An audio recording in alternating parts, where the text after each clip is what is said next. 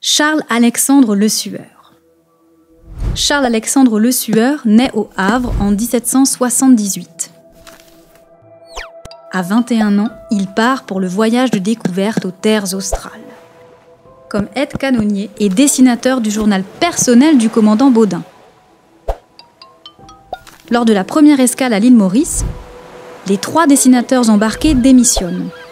Lesueur devient alors l'un des 2 dessinateurs officiels de l'expédition, avec Nicolas Petit.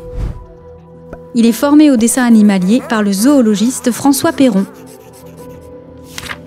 Son travail témoigne des animaux endémiques rencontrés lors de l'expédition. Ornithorynques, kangourous, wombats, échidnés ou encore le curieux poisson-nain tacheté. Il dessine aussi des animaux très fréquents, perruches et autres oiseaux, dont les savants racontent qu'ils font un bruit assourdissant. Lesueur dessine aussi des animaux découverts pendant l'expédition, qui ne sont pas encore référencés dans les inventaires zoologiques d'alors. Des poissons et des invertébrés marins notamment.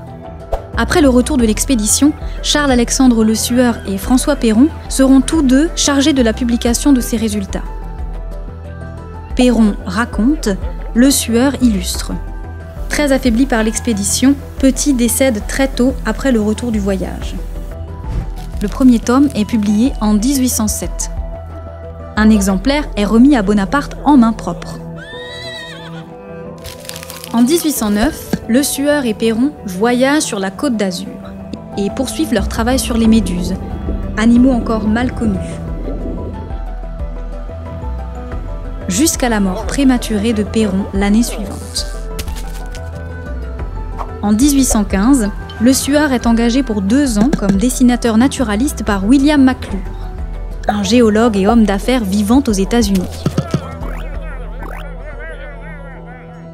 Il reste aux États-Unis pendant plus de 20 ans, poursuivant ses travaux scientifiques et multipliant ses témoignages dessinés de portraits et de paysages.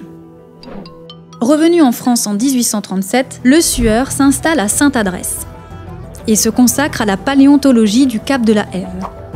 En 1838, il lègue une partie de ses spécimens à la ville du Havre, qui acte alors la création de son muséum d'histoire naturelle. Lesueur en sera nommé premier conservateur. 8000 dessins et manuscrits sont conservés et étudiés aujourd'hui encore par le Muséum du Havre.